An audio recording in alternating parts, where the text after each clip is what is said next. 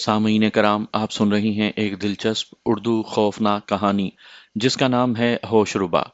ये इस सिलसिले की किस्त नंबर 3 है। मुझे उम्मीद है आपको मेरी ये काविश पसंद आ रही होगी। आपने अगर अभी तक मेरा चैनल माय वॉइस सब्सक्राइब नहीं किया तो अभी मेरे चैनल को सब्सक्राइब करके बेल नोटिफिकेशन ऑन कर लीजिए ताकि आने वाली हर नई कहानी की इत्तला बर वक्त आप तक पहुंच सके। दुर्दाना ने बताया कि साहब बड़ी गड़बड़ हो गई है। क्या हुआ दुर्दाना, खैर तो है? अफजल खाला फरजाना की तरफ बढ़ता हुआ बोला। तानिया ऊपर है? नहीं जी, बीबी और बड़ी बीबी के पास उनके कमरे में है। जब वो सीढ़ियों के पास पहुंचा तो एक पिंजरा और उसके चारों तरफ ताजा ताजा खून देखकर एकदम बौखला गया। ये क्या है? फिर उसकी नजर पिंजरे के अंदर उल्लू पर पड़ी। ये पिंजरा कहाँ से आया और इस पिंजरे में ये कौन सा परिंदा है? इसे किसने मारा? साहब जी अंदर चलें, बड़ी बीबी के पास। दुर्दाना ने इतने सारे सवालों का एक जवाब दिया। अफजल जब खाला फरजाना के कमरे में पहुंचा तो दोनों के चेहरे पर हवाइयां उड़ रही थी। खाला फरजाना बेड पर टांगे लटकाए बैठी थी, तानिया उनके कदमों में कालीन पर बैठी थी। अफजल भी तानिया के साथ बैठ गया और फिक्रमंद लहजे में बोला, ये बाहर क्या हुआ? अफजल, मैंने तुम्हें क्या बताया था? खाला फरजाना ने सवाल किया। क्या बताया था खाला? मुझे तो याद नहीं, अफजल ने जवाब दिया। सुबह मैंने तुमसे कहा नहीं था कि मेरी बाएं आंख फड़क रही है? खुदा खैर करे, खाला ने याद दिलाया।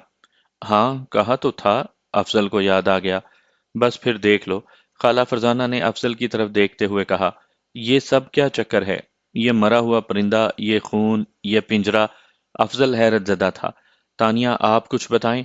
जी भाई, मैं आपको सारी बात बताती हूँ। और फिर बहाने से दुर्दाना को बाहर भेज दिया और फिर सारी दास्तान अफजल के गोश गुजार कर दी। ये कहानी तानिया के ख्वाब से शुरू होती थी। पहले उसने अपना ख्वाब बताया, उसके बाद दादा आजम के बंद लिफाफे का जिक्र किया, फिर एक पुरइसरार शख्स का उल्लू का पिंजरा दे जाने का तज़किरा, फिर यह बताया कि इस लिफाफे में से क्या निकला। उसके बाद उल्लू के खून की कहानी सुनाई और यह बताया कि खून आलूद कदमों के निशान कहाँ जाकर ख़त्म हुए। अफजल के होश उड़ गए। चंद घंटों में बात कहाँ से कहाँ पहुंच गई थी। उसे उन वाकयात की ज्यादा फिक्र नहीं थी, लेकिन ये बात काले कमरे पर खत्म हो रही थी। सबसे तशवीशनाक बात यह थी, अफजल ने जब से ये मकान खरीदा था और इस मकान को खरीदे हुए 7-8 साल हो गए थे, अभी तक कोई खौफ में मुब्तला कर देने वाला वाकया पेश नहीं आया था। उस काले कमरे को वो सिरे से भुला चुका था, बल्कि वो कभी कभी सोचता था कि साबका मालिक मकान कोई तोहम परस्त शख्स था। खामखा खौफ में मुब्तला होकर उसने इतने सस्ते दामों अपना मकान फरोख्त कर दिया। यहाँ आसेब वासेब नाम की कोई चीज नहीं है। लेकिन तानिया की इस होशरुबा दास्तान ने उसके होश वाकई उड़ा दिए थे। वो खाला फरजाना के कमरे से निकलकर काले कमरे के सामने पहुंच गया। उसने उन खून आलूद कदमों के निशानात को बगौर देखा। वो वाकई उस दरवाजे पर आकर खत्म हो गए थे। फिर वो उन कदमों को गौर से देखता हुआ पिंजरे तक पहुंचा। उसने मरे हुए उल्लू पर एक नजर डाली और फिर से उन कदमों के निशान के ताक़ुब में चला। तानिया उसके पीछे चल दी थी। खाला फरजाना अपने कमरे से नहीं निकली थी। तानिया, क्या आपने इन कदमों के निशानात को गौर से देखा है? अफजल ने सवाल किया। जी देखा तो है। इस शख्स ने जूते नहीं पहने हुए, नंगे पांव है। यही बात कहना चाहते हैं? हाँ, ये बात तो ठीक है कि ये शख्स नंगे पांव है। अफजल ने खून आलूद पैर के निशान को गौर से देखते हुए कहा। इसके अलावा एक बात और है। वो क्या भाई? तानिया ने पुरतजस्सुस लहजे में दरियाफ्त किया। ये एक पैर का निशान है, अफजल ने बताया। एक पैर का निशान? तानिया कुछ उलझ सी गई थी। मैं समझी नहीं। ये शख्स एक टांग का है, अफजल ने इंकशाफ किया। ये सुनकर तानिया के जिस्म में खौफ की एक लहर दौड़ गई। एक टांग का? वो सहम कर बोली। ये आपने कैसे पहचाना? ये बस इत्तफाक से मेरे जहन में आ गई, अफजल ने तानिया की तरफ देखते हुए कहा। यहाँ से वहां तक जितने भी कदमों के निशानात हैं, ये सब एक ही पैर के हैं और ये दायां पैर है, क्योंकि इन निशानों में अंगूठे का निशान पैर के बाएं जानिब है। अगर ये दोनों पैरों के निशान होते तो अंगूठे का निशान पैरों के दाएं जानिब होता। इस शख्स का बायां पैर नहीं है। भाई आपने खूब पहचाना, वाकई ये तो सारे के सारे एक पैर के निशान हैं, तानिया ने अफजल को सराहते हुए कहा। लेकिन अब एक सवाल उठता है। वो क्या? अफजल ने पूछा। अगर ये शख्स एक टांग का है तो फिर किसी बैसाखी या लाठी के सहारे चलता होगा। हाँ साफ जाहिर है, अफजल ने तायद की। تو پھر پیر کے ساتھ بیساکھی کا نشان کیوں نہیں؟ ہاں واقعی، افضل نے اسبات میں گردن ہلائی، یہ بات بھی غور طلب ہے۔ بھائی ایسا بھی تو ہو سکتا ہے کہ اس کی بیساکھی یا لاٹھی خون آلود نہ ہوئی ہو۔ تانیہ نے اپنا سوال کا خود ہی جواب دیا۔ ہاں یہ بھی ہو سکتا ہے، افضل نے کچھ سوچتے ہوئے کہا۔ اس مکان کی کہانی سناتے ہوئے سابقہ مالک مکان نے ایک ملنگ قسم کے شخص کا تذکرہ کیا تھا جو چاندنی راتوں میں 6 فٹ اونچی دیوار پر ایک ٹانگ سے رقص کیا کرتا تھا۔ اس وقت وہی ایک ٹانگ کا ملنگ افضل کو یاد آ گیا تھا۔ اس نے چاہا کہ وہ تانیہ کی توجہ اس ملنگ کی طرف دلائے، لیکن وہ کچھ سوچ کر رہ گیا۔ اب یہ معاملہ خاصا سنگین صورت اختیار کر گیا تھا، لیکن صورتحال کی اس سنگینی کو وہ تانیہ کے سامنے گہری نہیں کرنا چاہتا تھا۔ اس لیے اس نے دردانہ کو آواز دے کر حکم دیا، دردانہ سارے کام چھوڑ کر یہ خون صاف کر دو۔ صاحب جی اگر آپ پنجرے سے اس الو کو نکال کر باہر پھینک دیں تو میں یہ پنجرہ بھی دھو دوں۔ وہ بولی، ٹھیک ہے۔ افضل سمجھ گیا کہ دردانہ اس مرے ہوئے الو سے ڈر رہی ہے۔ وہ فوراً آگے بڑھا، اس نے پنجرے کو پیر سے ذرا آگے کھسکایا، خشک فرش پر بیٹھ کر اس نے پنجرے کا دروازہ کھولا اور ہاتھ ڈال کر الو کا پھیلا ہوا پر پکڑ کر افضل نے اس الو کو باہر کھینچ لیا۔ اس نے سوچا تھا کہ اس مرے ہوئے الو کو برابر والے خالی پلاٹ کی طرف اچھال دے گا۔ ابھی وہ الو کا پر پکڑ کر کھڑا ہی ہو رہا تھا کہ ایک دم زبردست پھڑ پھڑاہٹ کی آواز آئی۔ الو کا بازو افضل کے ہاتھوں سے نکل گیا اور اس منظر نے سب کو دم بخود کر دیا۔ وہ الو افضل کے ہاتھ میں بری طرح پھڑ پھڑایا تھا۔ جیسے ہی افضل کی گرفت ڈھیلی ہوئی، وہ اس کے ہاتھ سے نکل کر اڑتا ہوا چھت کی طرف پرواز کر گیا۔ تانیہ چیخ مار کر پیچھے ہٹی، دردانہ بھی بری طرح چلائی۔ افضل نے اپنے حواس پر قابو رکھا، ایک دم کہکہا مار کر ہنسا، کمبخت زندہ تھا۔ یہ کیا ہوا؟ تانیہ چکرا گئی تھی۔ کچھ نہیں ہوا، افضل نے مسکراتے ہوئے کہا، ہاتھوں کے طوطے اڑنے کے بجائے آج ہاتھوں کے الو اڑ گئے ہیں۔ آپ کو مذاق سوجھا؟ میری جان پر بنی ہے۔ دردانہ اب فٹافٹ یہ خون دھو ڈالو۔ افضل نے تانیہ کی بات پر کوئی توجہ نہ دی اور مزید بات کیے بغیر وہ اپنے کمرے کی طرف چل دیا۔ یہ دوسرے دن شام کی بات ہے۔ تانیہ سامنے والے گھر میں اپنی دوست حمیرہ سے ملنے گئی ہوئی تھی۔ افضل اپنے دفتر میں تھا۔ گھر پر خالہ فرزانہ اور دردانہ کے علاوہ اور کوئی نہ تھا۔ یہ وہی وقت تھا کہ گھر کی گھنٹی بجی۔ دردانہ نے چھوٹا گیٹ کھول کر باہر جھانکا تو اس کا اوپر کا سانس اوپر، نیچے کا سانس نیچے رہ گیا۔ سامنے وہی پر اسرار شخص کھڑا تھا۔ اس وقت وہ جیسے غصے میں تھا۔ اس نے دردانہ کو دیکھ کر بڑے خشک لہجے میں کہا، ہمارا پرندہ واپس کر دو۔ پرندہ؟ اچھا وہ الو، وہ تو جی مر گیا۔ دردانہ نے جلدی سے کہا، نہیں جی وہ تو اڑ گیا۔ ترکش کو ایک امانت دی گئی تھی، بڑے افسوس کی بات ہے کہ وہ اس کی حفاظت نہ کر سکی۔ ہیں جی؟ دردانہ منہ کھول کر رہ گئی۔ وہ آزاد ہو گیا ہے اور یہ کوئی اچھی بات نہیں، اس پر اسرار شخص نے بدستور تیکھے لہجے میں کہا۔ اپنی ترکش بیوی کو بلاؤ۔ ہیں جی؟ میری تو کچھ سمجھ میں نہیں آ رہا، آپ کیا کہہ رہی ہیں؟ دردانہ بوکھلا گئی تھی۔ تمہاری تانیہ بی بی کہاں ہیں؟ وہ تو جی گھر پر نہیں ہے۔ جانتا ہوں، ان سے کہنا کہ اب میری ملاقات ان سے صحرا میں ہوگی۔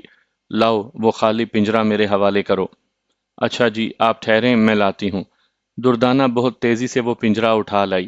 وہ نزدیک ہی دیوار کے ساتھ رکھا تھا۔ یہ لیں جی۔ اس پر اسرار شخص نے وہ پنجرہ اپنے ہاتھ میں لے لیا، پھر ہاتھ اونچا کر کے پنجرے کو بڑی حسرت بھری نظروں سے دیکھا اور جانے کے لیے مڑا۔ وہ جی آپ کا نام کیا ہے؟ بی بی سے میں کیا کہوں کہ کون آیا تھا؟ کالا چراغ۔ اس پر اسرار شخص نے جاتے جاتے مڑ کر کہا، میرا پیغام دینا مت بھولنا۔ نہیں جی، دردانہ نے یقین دلایا۔ ہاں ان سے کہنا کہ کوئی صحرا میں ان کا منتظر ہے، یہاں وقت برباد نہ کریں۔ اچھا جی کہہ دوں گی، دردانہ نے بڑی فرما برداری سے کہا۔ پھر وہ خالی پنجرہ گھماتا ہوا تیزی سے آگے بڑھ گیا۔ دردانہ نے فوراً گیٹ بند کر لیا۔ کچھ دیر وہ گیٹ بند کیے خاموشی سے کھڑی رہی، پھر اس نے گیٹ کھول کر باہر جھانکا، وہ جا چکا تھا۔ دردانہ فوراً سڑک پار کر کے سامنے والے گیٹ پر پہنچی۔ جلدی سے اس نے کال بیل پر ہاتھ رکھا اور کسی کے گیٹ پر آنے کا بے چینی سے انتظار کرنے لگی۔ چند لمحوں بعد گیٹ حمیرہ کے ملازم نے کھولا۔ ہاں کیا ہے؟ اس نے پوچھا۔ بی بی کہاں ہیں؟ تانیہ بی بی، دردانہ بولی۔ اندر ہیں، اس نے جواب دیا۔ پھر جلدی سے ہٹ، میرے سامنے سے پورا گیٹ گھیر کر کھڑا ہو گیا ہے۔ دردانہ نے اس ملازم کو ڈانٹا اور بے دھڑک اندر چلی گئی۔ تانیہ نے دردانہ کو اندر آتے دیکھا تو اس کا ماتھا ٹھنکا۔ وہ فوراً بولی، کیا ہوا دردانہ، خیر تو ہے؟ ہاں جی بالکل خیر ہے، وہ جی آپ کو بڑی بی بی بلا رہی ہیں۔ کوئی خاص بات ہے یا مجھے بیٹھے کافی دیر ہو گئی ہے؟ تانیہ نے سوال کیا۔ خاص بات کا تو مجھے پتا نہیں، بس انہوں نے کہا ہے کہ بی بی کو فوراً بلا لاؤ۔ اچھا، تانیہ فوراً کھڑی ہو گئی۔ حمیرہ میں چلتی ہوں، تم آنا۔ ہاں میں ضرور آؤں گی، حمیرہ اسے گیٹ تک چھوڑنے آئی۔ جب وہ دونوں سڑک پار کر کے اپنے گیٹ کے نزدیک آ گئیں تو دردانہ نے تانیہ کے قریب کھڑے ہو کر رازداری سے کہا، بی بی وہ آیا تھا۔ وہ کالے کپڑوں والا؟ ہاں جی، پر آپ کو کیسے پتا چل گیا؟ تیری شکل دیکھ کر، ہوائیاں جو اڑی ہوئی ہیں۔ وہ جی خالی پنجرہ لے گیا ہے اور آپ کے نام ایک پیغام دے گیا ہے۔ یہ کہہ کر دردانہ نے اس کے ساتھ ہوئے مکالمے کو پوری تفصیل سے دہرا دیا۔ دردانہ کی زبانی ملاقات کی پوری ردات سن کر تانیہ فکر مند ہو گئی۔ وہ بات کرتی ہوئی اپنے کمرے میں آ گئی تھی۔ اس وقت وہ ایک کرسی پر بیٹھی تھی اور دردانہ اس کے بیڈ کے ایک کونے پر بیٹھی تھی۔ اس کی سمجھ میں نہیں آ رہا تھا کہ یہ کون شخص ہے جو اچانک ہی کہیں سے نازل ہو جاتا۔ نام بھی بڑا عجیب تھا، کالا چراغ۔ بھلا یہ بھی کوئی نام ہوا؟ چراغ سے تو روشنی پھوٹتی ہے اور روشنی کالی کب ہوتی ہے؟ وہ اسے پیغام دے گیا تھا کہ اب صحرا میں ملاقات ہوگی۔ اسے صحرا میں جانے کی کیا ضرورت تھی؟ اگر کوئی اس کا صحرا میں منتظر ہے تو پھر زندگی بھر وہ انتظار ہی کرتا رہے گا۔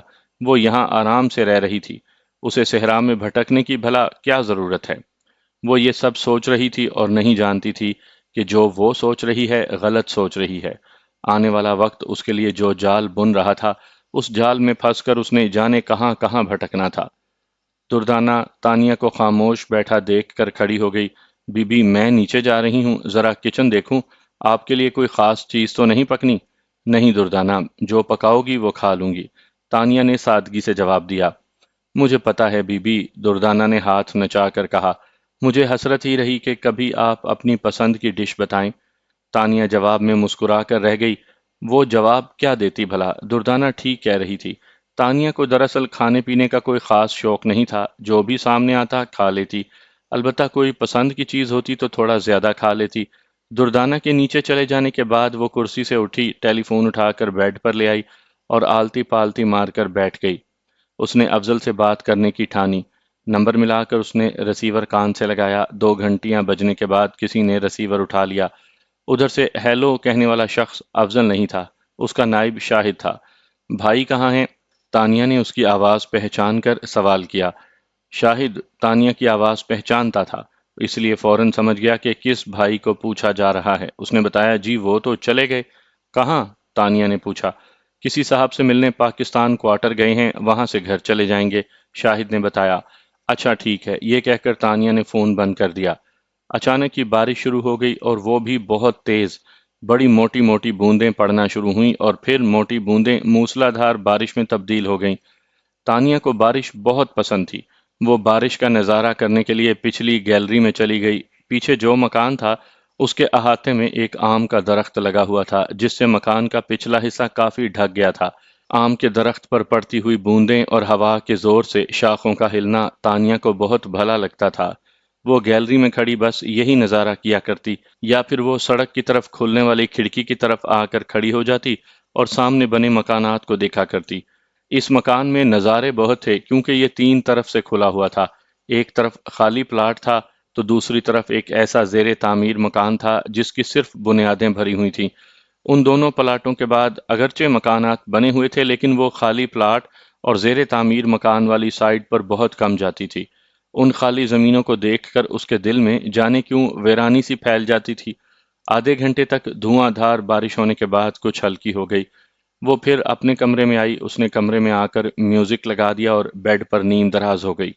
کچھ دیر کے بعد دردانہ کمرے میں داخل ہوئی۔ اس کے ہاتھ میں ڈھکی ہوئی ٹرے تھی، پکوڑے اور چائے۔ دردانہ نے نعرہ لگایا، واہ دردانہ واہ، تمہارا کوئی جواب نہیں، تانیہ نے خوش ہو کر کہا۔ دردانہ نے ٹرے بیڈ پر ہی رکھ دی۔ تانیہ اٹھ کر بیٹھ گئی۔ پکوڑے بہت مزے کے تھے، پھر برسات کے اس موسم میں ان پکوڑوں کا مزہ ہی کچھ اور تھا۔ بی بی پکوڑے اور لاؤں؟ دردانہ نے پوچھا۔ تانیہ نے پکوڑوں سے بھری پلیٹ پر نظر ڈالی۔ ابھی اس نے 2 3 پکوڑے کھائے تھے۔ پکوڑے اسے بہت پسند تھے، لیکن اتنے پکوڑے وہ کہاں کھا سکتی تھی بھلا؟ وہ ہنس کر بولی، دردانہ خیر تو ہے؟ یہاں تجھے میرے علاوہ کوئی اور بھی نظر آ رہا ہے؟ ہائے بی بی ایسا نہ بولیں، مجھے بہت ڈر لگتا ہے۔ وہ جلدی سے اٹھ کر کھڑی ہو گئی۔ میں چلتی ہوں، ابھی بڑی بیبی کو دینے ہیں پکوڑے، صاحب تو ابھی آئے نہیں، آ جاتے تو وہ بھی کھا لیتے گرم گرم۔ دردانہ کے جانے کے بعد وہ یوں ہی دروازے کو دیکھتی رہی۔ دروازے کو دیکھتے دیکھتے اسے محسوس ہوا جیسے کوئی اندر آیا ہے۔ یہ اس کی عجیب عادت تھی کہ وہ بیٹھے بٹھائے اپنے ارد گرد کسی اور مخلوق کو محسوس کرنے لگتی۔ وہ اکثر یہ بات کہتی بھی تھی کہ گھروں میں انسانوں کے ساتھ کوئی اور مخلوق بھی رہتی ہے۔ اس مخلوق کے بارے میں اس کے پاس کوئی ٹھوس ثبوت نہیں تھا۔ ٹھوس تو دور کی بات ہے، اس کے پاس کوئی سیال ثبوت بھی نہیں تھا۔ وہ بس پانی پر لکیر بناتی تھی اور اسی اندیکھی لکیر کے ذریعے وہ دریا کے دو حصوں میں تقسیم کر دیتی تھی۔ وہ ایک طاقتور تخیل کی مالک تھی۔ بے حد حساس ہونے کی بنا پر دیوار پر رینگتی چھپکلی کی سرسراہٹ بھی محسوس کر لیتی تھی۔ کبھی کبھی تو لوگوں کو ڈرانے کے لیے وہ اس طرح کی بات بھی کرتی، بھئی دیکھو، کرسی پر بیٹھنے سے پہلے پوچھ لیا کرو کبھی کوئی اس پر بیٹھا نہ ہو۔ سننے والا اگر وہمی مزاج کا ہوتا تو بیٹھتے بیٹھتے رک جاتا، اور اگر ذرا بہادر ہوتا تو اس کے جملے سے محظوظ ہوتا اور کرسی پر بیٹھی اس اندیکھی شخصیت سے یہ کہہ کر بھائی تم اٹھ جاؤ اب مجھے بیٹھنا ہے، ہنستا ہوا بیٹھ جاتا۔ غیر انسانی مخلوق کے بارے میں سوچتے سوچتے اس کا دھیان اس بند کمرے کی طرف چلا گیا۔ بے اختیار اس کا جی چاہا کہ وہ اٹھے، اس کمرے کا تالا کھولے اور اندر چلی جائے۔ اندر جا کر دیکھے تو صحیح کہ اس میں کیا ہے۔ الو کا خون، قدموں کے نشانات، زخمی الو کا اڑ جانا، دادا اعظم کا لفافہ، بند کمرہ، اس پر لٹکا ہوا تعویذ، ان سب چیزوں نے اسے سخت الجھن میں ڈال دیا تھا۔ اس کی پرتجسس طبیعت اسے اس بات پر اکسا رہی تھی کہ وہ کسی طرح اس کالی دیواروں والے کمرے میں داخل ہو جائے۔ اسے تو یہ بھی معلوم نہیں تھا کہ اس کمرے کی چابی کس کے پاس ہے۔ اس نے سوچا کہ اس سلسلے میں خالہ فرزانہ سے بات کرنی چاہیے۔ چابی اگر اس گھر میں ہوئی تو انہیں ضرور معلوم ہوگا کہ کہاں ہے۔ یہ سوچ کر اس نے جلدی جلدی دو چار پکوڑے اور کھائے، چائے پی اور فوراً نیچے بھاگی۔ خالہ فرزانہ کے بیڈ روم میں پہنچی تو اس نے دیکھا کہ افضل بیٹھا ہوا خالہ سے باتیں کر رہا ہے۔ اسے دیکھ کر دونوں نے خوش آمدید کہا۔ آؤ تانیہ، خالہ فرزانہ نے مسکرا کر کہا۔ بارش کا مزہ لے رہی ہیں آپ؟ افضل نے ہنس کر پوچھا۔ ہاں بھائی، مجھے بارش بہت پسند ہے، میرا جی چاہتا ہے کہ ایسی بارش میں نہاؤں۔ تو نہاؤ، کس نے روکا ہے؟ ارے افضل، کیا بات کر رہے ہو؟ خالہ فرزانہ نے تنبیہ کی۔ ہرگز نہیں، بیمار ہو جائے گی۔ سن لیا بھائی، تانیہ نے ہنس کر کہا۔ ارے تانیہ، اچھا ہوا تم آ گئیں، میں تمہیں بلوانے والی تھی، خالہ فرزانہ نے سنجیدہ لہجے میں کہا۔ ابھی میں افضل سے یہی بات کر رہی تھی۔ کیا خالہ؟ وہ دردانہ بتا رہی تھی کہ وہ موا کالے کپڑوں والا پھر آیا تھا اپنا الو واپس لینے۔ الو تو اسے ملا نہیں، خالی پنجرا لے گیا اور ساتھ میں آئندہ ملاقات کا وقت دے گیا۔ افضل نے معنی خیز تبسم کے ساتھ کہا۔ جی بھائی، وہ کہہ گیا ہے کہ صحرا میں ملے گا۔ تانیہ نے بڑی سادگی سے کہا۔ پتہ نہیں کون شخص ہے، میں نے تو آج تک اسے دیکھا نہیں۔ اب تو اس سے ملنے کے لیے صحرا کا رخ کرنا پڑے گا، افضل نے کہا۔ اللہ نہ کرے، افضل تم فضول باتیں بہت کرتے ہو، خالہ فرزانہ نے افضل کو پیار سے ڈانٹا۔ بھائی ایک بات تو بتائیں، تانیہ نے موضوع تبدیل کیا۔ جی فرمائیے، افضل نے پوچھا۔ اس کالی دیواروں والے کمرے کی چابی کہاں ہے؟ تانیہ نے سوال کیا۔ کیوں، خیریت؟ خالہ فرزانہ ایک دم سہم گئیں۔ اے تانیہ، یہ اچانک تمہیں چابی کا خیال کیسے آیا؟ ایسے ہی پوچھ رہی ہوں، تانیہ نے سادگی سے کہا۔ چابی کہاں ہے؟ مجھے خود یاد نہیں ہے۔ وسیم صاحب نے چابی مجھے دی بھی تھی یا نہیں؟ 7-8 سال ہو گئے مکان خریدے، اب کچھ یاد نہیں۔ ویسے بھی جب یہ بات وسیم نے مجھے بتا دی تھی کہ اس کمرے کو کبھی کھولنا نہیں ہے، تو پھر میں نے اس کمرے کی چابی کے بارے میں زیادہ تردد نہ کیا۔ میرا خیال ہے کہ وسیم نے چابی مجھے دی ہی نہیں۔ ہاں نہیں دی تھی چابی، ویسے ہم نے مانگی بھی نہیں، خالہ فرزانہ نے تائیدی بیان دیا۔ چابی کے بارے میں اس انکشاف نے کہ وہ گھر میں موجود نہیں بڑا مایوس کیا۔ کمرے میں جانے، اسے اندر سے دیکھنے کی خواہش میں برابر اضافہ ہو رہا تھا۔ اسے یوں محسوس ہو رہا تھا جیسے کوئی باقاعدہ اس کے کان میں آ کر کہتا تھا کہ آؤ تانیہ، چلو وہ کمرہ دیکھ لو۔ رات کو ٹی وی دیکھتے دیکھتے اس کا دل اچاٹ ہو گیا، تو اس نے ٹی وی بند کر کے ڈیک کھول لیا۔ کمرے کا دروازہ بند تھا، وقفے وقفے سے بارش ہو رہی تھی۔ بجلی کی چمک کھڑکی کے پردوں سے دکھائی دے جاتی تھی۔ بادل گرج رہے تھے، خوف کی ایک ہلکی سی لہر اس کے جسم میں سرایت کر رہی تھی۔ کمرے کی لائٹ روشن تھی، دھیمی آواز میں موسیقی بج رہی تھی۔ یہ اس کا پسندیدہ کیسٹ تھا، اسے سنتے سنتے وہ سو جاتی تھی۔ اب بھی ایسا ہی ہوا۔ کیسٹ سنتے سنتے جانے کب اسے نیند آ گئی۔ رات کے 2 بجے کا عمل ہوگا، بارش بند ہو چکی تھی۔ اچانک اس کی آنکھ کھلی، اس کا گلا خشک ہو رہا تھا۔ اس نے اٹھ کر سائڈ ٹیبل پر رکھے جگ سے پانی نکالنا چاہا، مگر جگ تو خالی تھا۔ آج دردانہ پانی رکھنا بھول گئی تھی۔ اس نے جگ اٹھایا اور دروازہ کھول کر سیڑھیاں اترنے لگی تاکہ نیچے رکھے فریج سے پانی لے کر آ جائے۔ نیچے پہنچی تو اس کا خیال بدل گیا۔ اس نے جگ ڈائننگ ٹیبل پر چھوڑا اور اس بند کمرے کی طرف بڑھی۔ حیرت کی بات یہ تھی کہ ابھی کچھ دیر پہلے پیاس کی وجہ سے اس کے گلے میں کانٹے سے چبھ رہے تھے، مگر اب پیاس کا نام و نشان بھی نہیں تھا۔ وہ بڑے اطمینان سے اس پر اسرار کمرے کی طرف بڑھنے لگی۔ جب وہ اس کمرے کے نزدیک پہنچی تو یہ دیکھ کر حیران رہ گئی کہ خالہ فرزانہ پہلے ہی وہاں موجود ہیں۔ آؤ تانیہ آؤ، مجھے معلوم تھا کہ تم یہاں ضرور آؤ گی۔ ابھی وہ کوئی جواب دینے کا سوچ رہی تھی کہ خالہ فرزانہ بڑی تیزی سے اس کی طرف لپکیں، جیسے وہ اسے مارنا چاہتی ہیں۔ بے وقوف لڑکی کیوں اپنی زندگی کے پیچھے ہاتھ دھو کر پڑی ہے؟ ٹھہر جا، میں تجھے بتاتی ہوں۔ خالہ کو اپنی طرف لپکتے دیکھ کر وہ پلٹ کر بھاگی۔ پھر وہ کسی چیز سے الجھ کر گری تو اس کی چیخ نکل گئی۔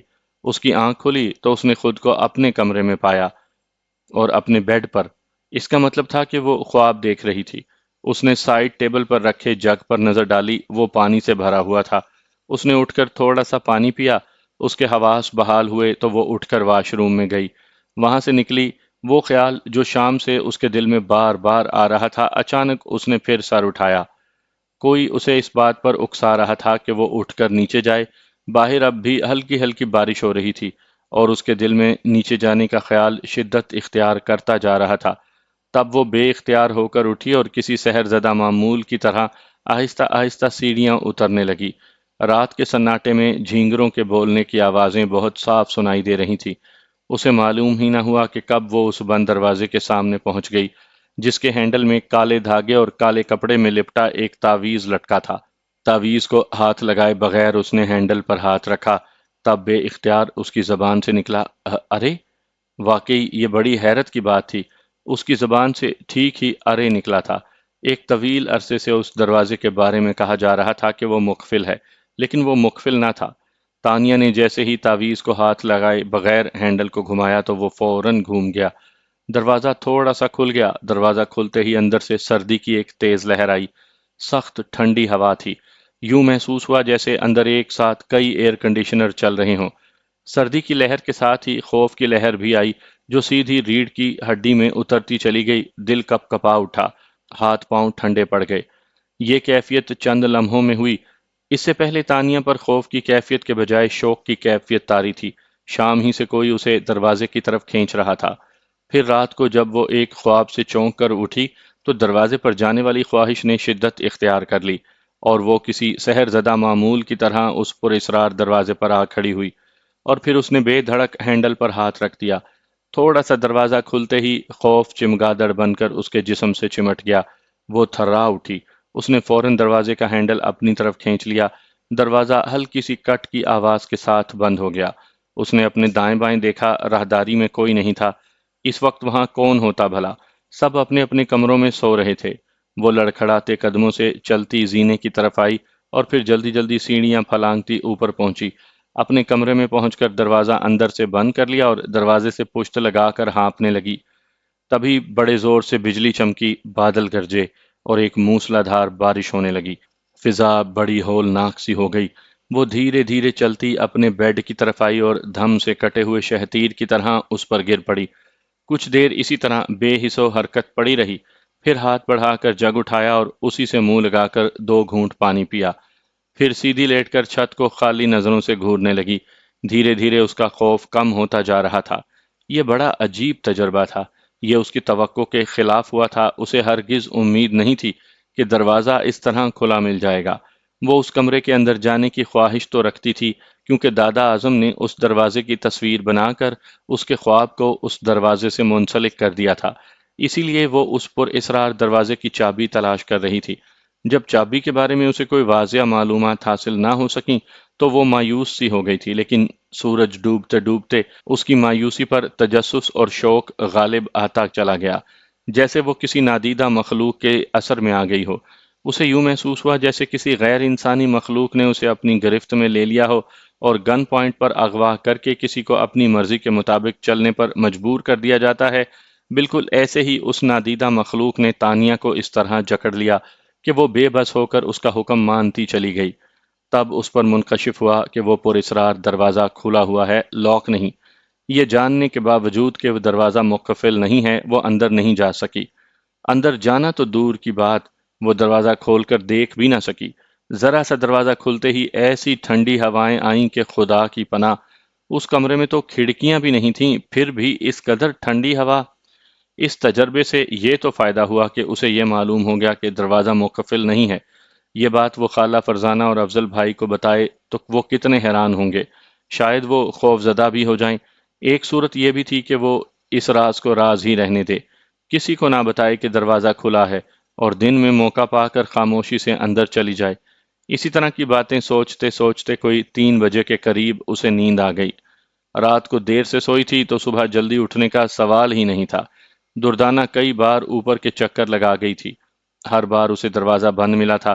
تانیہ کے بارے میں خالہ فرزانہ کئی مرتبہ پوچھ چکی تھی، انہیں ہر بار یہی جواب ملا تھا، بڑی بی بی وہ سو رہی ہیں، دروازہ اندر سے بند ہے۔ تب انہوں نے مجبوراً اپنے بیڈ پر ہی ناشتہ منگوا کر لیا تھا۔ اپنے بٹوے سے 2 بار پان نکال کر بھی کھا چکی تھی، اخبار بھی پڑھ چکی تھی، مگر تانیہ کے اٹھنے کی خبر ابھی تک نہیں آئی تھی۔ 9:30 بجے کے قریب افضل دفتر جانے سے پہلے انہیں اللہ حافظ کہنے آیا تو خالہ فرزانہ کو وقت کی سنگینی کا احساس ہوا۔ انہوں نے سائڈ ٹیبل پر رکھی ٹائم پیس پر نظر ڈالی، 9:30 بج رہے تھے۔ انہوں نے بڑی بے چینی سے آواز لگائی، دردانہ۔ دردانہ ان کے کمرے ہی کی طرف آ رہی تھی، آواز سن کر وہ باہر ہی سے بولی، آئی بڑی بی بی جی۔ کمرے میں آئی تو وہاں افضل کو بھی کھڑا پایا۔ اچھا خالہ، میں چل رہا ہوں، اللہ حافظ، یہ کہہ کر وہ کمرے سے نکلنے لگا۔ بڑی بی بی وہ دودھ پھٹ گیا، دردانہ نے بری خبر سنائی۔ وہ یہ خبر دینے کے لیے ہی ادھر آ رہی تھی کہ خالہ فرزانہ نے اسے آواز لگا دی تھی۔ ہائے! خالہ فرزانہ نے بڑا سے منہ کھول کر اس طرح اپنے دونوں ہاتھ سینے پر رکھے جیسے دودھ نہ پھٹا ہو، بم پھٹ گیا ہو۔ ارے یہ تو نے صبح ہی صبح کیا خبر سنا دی، یہ تو بہت برا ہوا۔ ہائے افضل، ذرا 1 منٹ ٹھہرو، یہ کہہ کر خالہ منہ ہی منہ میں کچھ پڑھنے لگیں۔ ارے خالہ کچھ نہیں ہوا، دودھ پھٹا ہے اور آ جائے گا، میں دودھ والے سے کہتا جاؤں گا، وہ ابھی آ کر دے جائے گا۔ آپ تو دن بدن وہمی ہوتی چلی جا رہی ہیں، افضل نے مسکراتے ہوئے کہا۔ افضل، تمہیں نہیں معلوم دودھ کا پھٹنا اچھا نہیں ہوتا، افضل پر 3 پھونکے مار کر کہا۔ کیا ہو جاتا ہے؟ اس نے سوال کیا۔ اللہ کرے آج کا دن خیریت سے گزر جائے، سوال کا براہ راست جواب نہ ملا۔ ارے چھوڑیں خالہ، کچھ نہیں ہوگا، خراب دودھ تھا، پھٹ گیا۔ اچھا میں چلتا ہوں، وہم مت کیجیے گا۔ اچھا ٹھیک ہے، تم جاؤ، اللہ حافظ۔ افضل کے جانے کے بعد وہ دردانہ سے مخاطب ہوئیں، دردانہ، ایسا کرو، پھٹے ہوئے دودھ میں ایک لال مرچ ڈال کر اسے ایک ابال دے دو۔ اس سے کیا ہوگا بڑی بی بی جی؟ دردانہ نے پوچھا۔ جو کہتی ہوں وہ کرو، زیادہ بحث کرنے کی ضرورت نہیں، خالہ فرزانہ نے غصے سے کہا۔ جی بڑی بی بی جی، وہ فوراً سنبھل گئی، آپ نے مجھے آواز لگائی تھی۔ ہاں، دیکھو جا کر تانیہ کو اٹھاؤ، دروازہ بند ہو تو کھٹکھٹا دوں؟ ہاں، کچھ کہیں تو میرا نام لے دینا، خالہ فرزانہ نے اسے سمجھاتے ہوئے کہا۔ اور سن، جانے سے پہلے کچن میں جانا، دودھ میں لال مرچ ڈال کر اسے ابال دے کر سنک میں بہا دینا، سمجھ گئی میری بات؟ جی اچھی طرح، دردانہ نے بڑی سعادت مندی سے کہا اور ان کے کمرے سے نکل آئی۔ پتہ نہیں یہ بڑی بی بی کو کیا ہوتا جا رہا تھا، بات بات پر وہم کرنے لگی تھی۔ کوئی چھینک دیا تو کیوں چھینکا، بالوں میں کنگھی الجھ گئی یا بال سلجھاتے ہوئے کنگا ہاتھ سے نکل کر زمین پر جا پڑا، دیوار سے بلی گزر گئی، کوئی گملہ ٹوٹ گیا، منی پلانٹ کا کوئی پتا زرد ہو گیا، کسی کو ہچکی آ گئی، رات کو کہیں مرغ کی بانگ کی آواز آ گئی، یا اسی طرح کی کوئی بات ہو گئی اور بڑی بی بی لگ گئیں اس کے پیچھے۔ دودھ کا پھٹنا بھی کوئی وہم میں مبتلا کرنے والی بات ہے، مگر نہیں، ان کے نزدیک تو یہ بڑی خطرناک بات تھی، برا شگون تھا، اور اس کے توڑ کے لیے انہوں نے لال مرچ ڈال کر پھٹے ہوئے دودھ کو ایک ابال دینے کو کہا تھا۔ پر دردانہ بھی ایک ہی چیز تھی، وہ ان کے سامنے تو کچھ نہ بولتی تھی لیکن ان کے کہے پر کبھی نہ چلتی تھی۔ اس وقت بھی وہ ان کی ہدایت پر کچن میں چلی گئی تھی اور دودھ بھی سنک میں بہا دیا تھا، مگر اس میں لال مرچ نہ ڈالی تھی۔ دیگچی دھو کر وہ جلدی سے اوپر چلی گئی۔ اوپر پہنچی تو دردانہ کو دروازہ کھٹکھٹانے کی ضرورت نہ پڑی، دروازہ کھل چکا تھا اور تانیہ تولیے سے منہ پہنچتی ہوئی واش روم سے نکل رہی تھی۔ تانیہ اسے دیکھ کر مسکرائی اور دھیرے سے بولی، جی سلام بی بی۔ دردانہ نے اس کے ہاتھ سے تولیہ لے کر گیلری میں پھیلا دیا اور پھر واپس آ کر بولی، بی بی آپ کو بڑی بی بی نے بلایا ہے۔ مجھے آج اٹھنے میں دیر ہو گئی، کیا خالہ نے ناشتہ کر لیا؟ ہاں جی، ناشتہ کر لیا اور پان بھی کھا لیا۔ اب وہ پریشان ہیں کہ اب تک کیوں نہیں اٹھی؟ ان کی پریشانی بجا ہے، تانیہ نے فرما برداری سے کہا۔ ایک خبر یہ ہے بی بی کہ دودھ پھٹ گیا ہے، دردانہ نے بڑی سنجیدگی سے بتایا۔ تو اور آ جائے گا، اس میں پریشان ہونے والی کیا بات ہے؟ وہ ہنس کر بولی۔ ہائے بی بی، آپ کتنی اچھی ہیں۔ دردانہ اس کا جواب سن کر خوش ہو گئی۔ میں سمجھی نہیں تمہاری بات دردانہ۔ بڑی بی بی نیچے پریشان بیٹھی ہیں، ان کے خیال میں آج کے دن ضرور کچھ ہو کر رہے گا۔ دردانہ کا یہ جملہ اس کے دماغ پر ہتھوڑے کی طرح لگا، اسے فوراً رات کا واقعہ یاد آ گیا۔ پر اسرار کمرے کا دروازہ مقفل نہیں تھا، وہ ہاتھ لگاتے ہی کھل گیا تھا اور یہ بات کسی کو معلوم نہیں تھی۔ اگر وہ یہ راز جا کر خالہ فرزانہ کو بتا دے تو ان کا وہم یقین میں بدل جائے گا۔ اس سے بڑی اور اس سے بری خبر آج کے دن اور کیا ہو سکتی تھی؟ آپ کو کیا ہوا بی بی؟ آپ کا چہرہ ایک دم بدل کیوں گیا؟ دردانہ نے ٹوکا۔ کچھ نہیں دردانہ، مجھے تو کچھ نہیں ہوا۔ میں تمہاری بڑی بی بی کے بارے میں سوچ رہی تھی کہ وہ ضرورت سے زیادہ وہمی نہیں ہوتی جا رہی۔ ہاں بی بی، بہت زیادہ۔ انہوں نے کہا تھا کہ پھٹے ہوئے دودھ میں لال مرچ ابال کر دودھ سنک میں بہا دو۔ بی بی، میں ایسے ہی دودھ بہا آئی ہوں۔ میں نے ٹھیک کیا نا؟ ہاں دردانہ، تم نے ٹھیک کیا۔ یہ سب بیکار کی باتیں ہیں۔ تانیہ نے اس کی تائید کی۔ بی بی، اللہ آپ کو خوش رکھے۔ دردانہ ایک بات بتاؤ، تم اس گھر میں کب سے ہو؟ کوئی 4 سال تو ہو گئے ہوں گے۔ دردانہ نے فوراً جواب دیا۔ تم نے کبھی اس دروازے کو کھلا دیکھا ہے جس پر تعویذ لٹکا ہوا ہے؟ نہیں بی بی جی۔